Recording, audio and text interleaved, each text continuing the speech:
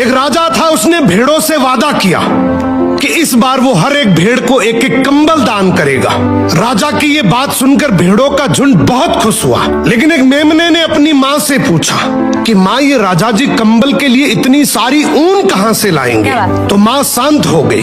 अब जिस तरीके से माँ शांत हो गई, उसी तरीके से हम भी शांत रहते हैं उस वक्त जब कोई स्टेज पे आकर वोट मांगने के लिए बोलता है कि इस बार तुम सबको एक एक कंबल बांटूंगा।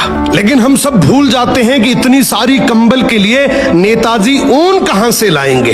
ये बात ना भेड़ों के लिए थी ना कंबल के लिए, फिर किसके लिए थी? कमेंट में आप ही जवाब दो। वाह वाह वाह। बताओ ऐसा कौन सा पेड़ है जो पूरी लाइफ में एक ही बार फल देता है? एक ही बार फल देता पूरी लाइफ में? कोई पेड़ नहीं है ऐसा। एक है, सोचो। नाशपाती? नहीं। पता नहीं यार। कभी किसी को इतना मत सताओ, उसका इतना दिल मत दुखाओ कि खुद परमात्मा उसके पक्ष में आके खड़ा हो जाए।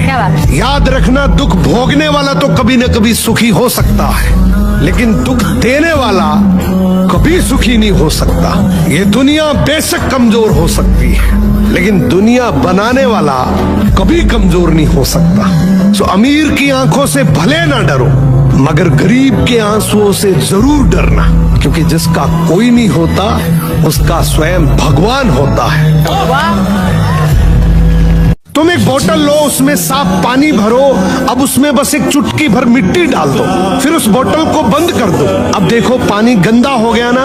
अब तुम चाहे उस बोतल को बाहर से कितना भी धो लो या फिर उसे किसी पवित्र नदी में डुबा लो, अंदर का पानी कभी साफ नहीं होगा। सेम यही बात इंसानों पर लागू होती है। तुम चाहे रोज मंदिर जाओ, गंगा में 100 डुबकी लगाओ या मस्जिद में सर झुकाओ, जब तक मन के अंदर की गंदगी नहीं निकालोगे तब तक चरित्र कभी साफ नहीं होगा। और हमेशा याद रखना, सच्ची पूजा बाहर नहीं, अंदर की सफाई है। दुनिया का सबसे ताकतवर पक्षी बाज है, बावजूद इसके कौवा उसकी पीठ पर बैठकर उसकी गर्दन पर चोंच मारता रहता है, फिर भी बाज पलटकर जवाब नहीं देता। वो बस अपने पंख फैलाकर ऊंचाई की तरफ उड़ता रहता है। अब जैसे जैसे बाज ऊपर जाने लगता है, हवा के प्रेशर से कौवे के लिए सांस लेना भी मुश्किल हो जाता है और वो खुद ही नीचे गिर जाता है, क्योंकि उसकी औकात ही नहीं है इतनी ऊंचाई तक जाने की। पता है बाज कौवे को जवाब क्यों नहीं देता? क्योंकि वो लड़ाई में अपनी एनर्जी को वेस्ट नहीं करना चाहता। वो जानता है कि जिस ऊंचाई पे मैं जा रहा हूं वहां कौवे की औकात नहीं है। इसी तरीके से दुनिया भी कदम कदम पर तुम्हारी पीठ पर बैठकर चोंच मारेगी, तुम्हें तंग करेगी, मगर तुम्हें बाज की तरह सिर्फ उड़ान भरते रहना है, जवाब नहीं देना है। एक दिन वो खुद ही नीचे गिर जाएंगे। वाह वाह वाह। एक बाग में एक बहुत सुंदर सा आम का पेड़ था, फलों से लदा हुआ। वो हमेशा इस बात को लेकर बहुत खुश होता कि मैं कितने जीवों के लिए खुशी का कारण हूँ, कितनी चिड़िया मेरे ऊपर बैठती हैं, खेलती हैं, लोग भी बड़े चाव से मेरी छाया में बैठते हैं। एक बार उसके पत्ते झड़ने लगे, उसे इस बात की चिंता होने लगी। अब लोगों ने भी उसके नीचे बैठना छोड़ दिया, सारी चिड़िया भी अपना घोंसला दूसरे पेड़ों पर बनाने लगी। वो इस बात को लेकर बहुत दुखी रहने लगा। धीरे धीरे जब मौसम बदला, फिर से नए पत्ते आ गए। अब लोग भी उसकी छांव में बैठने लगे, सारी चिड़िया भी वापस आ गई। इस पेड़ को एक बात समझ आ जाती है, सुख में सब साथ देंगे, लेकिन दुख में कोई आसपास भी दिखाई नहीं देगा। अब जब इसके ऊपर फिर से फल लगे तो लोग उसे पत्थर मारने लगे। इसको एक बात और समझ आ जाती है कि अगर आप दुनिया को कुछ अच्छा भी देते हैं तब भी वो पत्थर ही मारेंगे। तो जिंदगी में भी अगर आप किसी दुख से गुजर रहे हैं तो चिंता मत करिए, एक बार जब ये मौसम बदलेगा सब सेट हो जाएगा। जब पैसा न कमाओ तब घर वाले कहते हैं घर से निकल क्यों नहीं जाते, और पैसा कमाने लगे तब बोलते हैं घर क्यों नहीं आते। ये लड़कों की जिंदगी है साहब, किसी तरफ से सुकून नहीं है। जब जेब खाली हो तो रिश्तेदार नजरें फेर लेते हैं, और जेब भर जाए तो वही कहते हैं घमंड हो गया। ये सिर्फ जो कमाने वाले और जिम्मेदार लड़के ही समझ सकते हैं। आजकल लड़कों की जिंदगी ऐसी हो गई है, कोई धोबी घर का ना घाट का। सही लगे तो शेयर और लाइक जरूर। दोस्तों ये वीडियो खाली लड़की लोग के लिए है, तो लड़कियों तुम जितना जो व्रत उरत करके पति तो बढ़िया मिल जाएगा तुमको, लेकिन सास का क्या करोगी जी? सास के लिए तो कोई व्रत है ये नहीं है, सास तो वही रहेगी।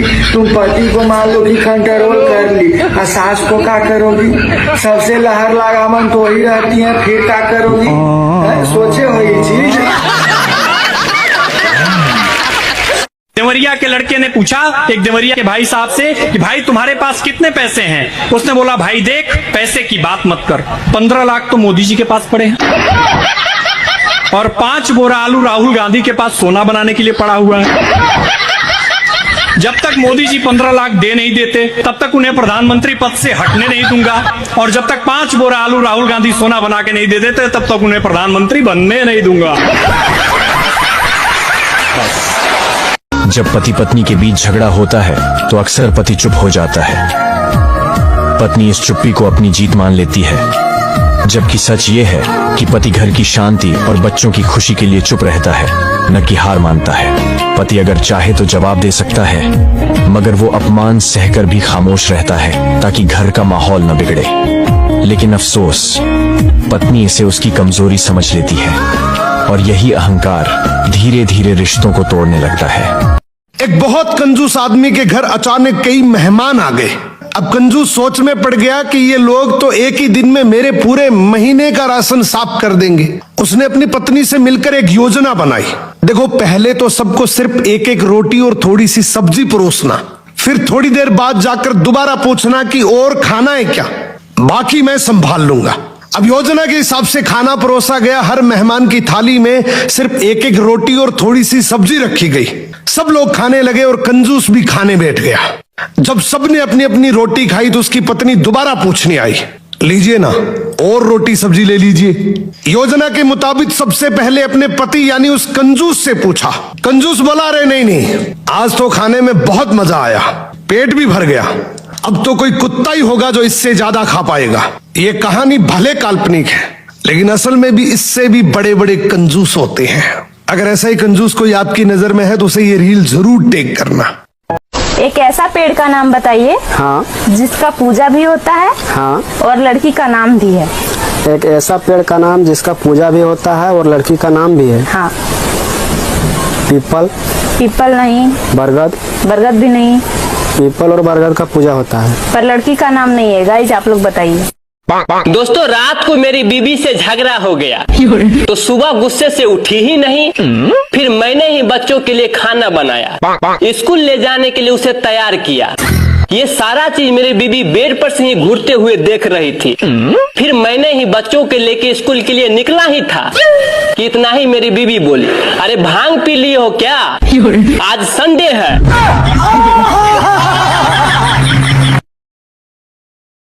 अगर आपकी बहस किसी बदतमीज आदमी से हो तो उसमें हार मान लेनी चाहिए। क्या बात? क्योंकि आपकी आवाज से कितनी भी दमदार हो, आप एक कुत्ते से अच्छा भौंक नहीं सकते।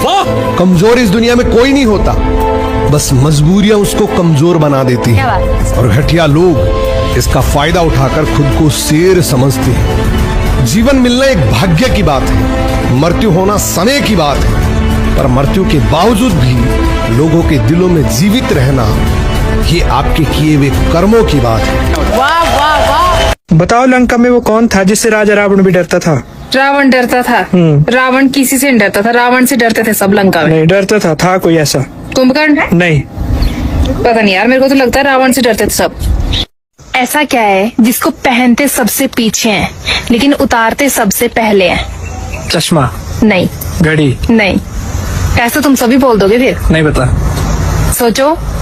चश्मा मेरे हिसाब से। नहीं, आप बताओ। गाय अगर पत्थर की हो तो लोग घंटियां बजाकर पूजा करते हैं, लेकिन वही गाय अगर सड़क पर भूखी प्यासी खड़ी हो तो लोग उसे डंडा मारकर भगा देते हैं। जरा सोचो, बेजान पत्थर को इतना सम्मान और जिंदा प्राणी को अनदेखा। सच्चाई यह है, प्यार और इज्जत किसी को मरने या पत्थर बनने के बाद मत दो,